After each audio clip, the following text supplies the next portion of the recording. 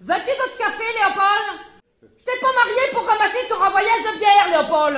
Tu vas pas marier pour grand-chose d'autre non plus.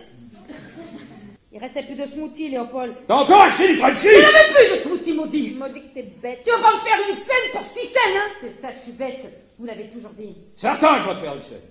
Bah oui, je le sais que tu fais un salaire de crève-faim. C'est pas une raison pour se priver de beurre de peanut crunchy. Ils en ont parlé pendant des années après.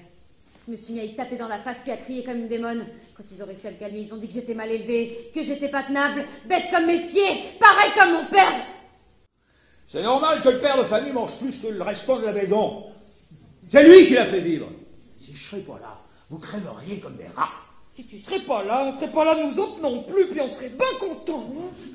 Si t'arrêtes 2 sous de bon sens, t'arrêterais de te lamenter, puis tu te débarrasserais de tout ça. Comme toi, je suppose. Eh ben pourquoi pas? Je suis pas une sans cœur. Mais il s'agit pas d'être sans cœur ou non, faut juste que tu fasses ta vie, toi aussi. Comment tu veux faire une vie quand t'as des choses pareilles dans la tête? Eh ben sors-toi-les de la tête, c'est tout. Tiens, pot de beurre de peanut, il est déjà à moitié vide, hein, avec 2 toasts. Hein. C'est moi qui l'ai payé. S'il y avait rien que lui qui avait compris. Tu penses? Ça fait 5 pots de beurre de peanut pour un pain. Comme il dirait à la télé, t'as pas le sens de l'économie, mon petit gars. Veux-tu bien me dire que c'est que ça pouvait bien faire, que tu ressembles à lui, puis te qu'elle, hein? T'en es écœurant de fou, lui. Ah, je te le répète encore une fois, si la télévision portative sort de la chambre, moi aussi je sors de la chambre, ok? C'est ça, je te l'ai déjà dit, installe-toi dans le salon, tu vas être bien. Roger viendra coucher avec moi. Ils veulent pas me croire que ma sœur de 25 ans est enfoncée dans la religion jusqu'au cou parce qu'elle sait pas quoi faire de son corps. Ça fait que là, t'es l'homme le plus malheureux du monde. Tout le monde t'en veut, tu vois rouge, tu tapes dans le tas. N'importe qui, n'importe comment, ça te dérange pas une miette, tu te venges.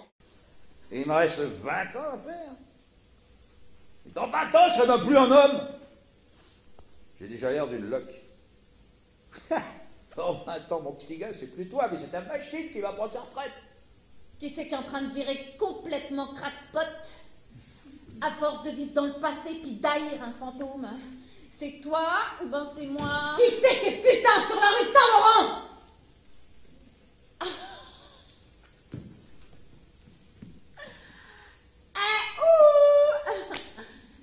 Je suis pas putain sur la rue Saint-Laurent. Je suis pas putain du tout. Tu parles en vraie femme d'église, Manon. Tout ce qui dépasse le pas de ta porte, tu le comprends pas. T'essayes même pas de le comprendre. Puis tu t'arranges pour l'interpréter de travers. Ben, je le remercie pas du tout, le bon Dieu. Puis je l'ai dans le cul, le bon Dieu! T'aimerais trop ça, qu'il t'arrache ton chapelet en se moquant de toi, comme il faisait avec elle. Hey, te rappelles-tu?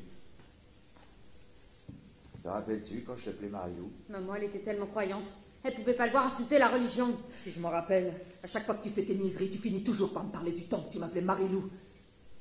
Il est bien loin ce temps-là, Léopold. Il est bien loin. J'ai déjà le numéro de téléphone par cœur, Léopold. Quand je vais te voir sortir la langue, puis crochir les yeux, ça sera pas long. Oh non, ça sera pas long. Je vais te débarrasser rien qu'un peu, c'est moi qui te le dis. La tranquillité, la paix, la sainte vierge de paix. Enfin! Maman, c'était une pauvre fille frustrée qui s'est jetée sur la religion comme sur un bonbon. Elle se défrustrait sur les balustrades d'église, mais elle pensait même pas à ce qu'elle faisait.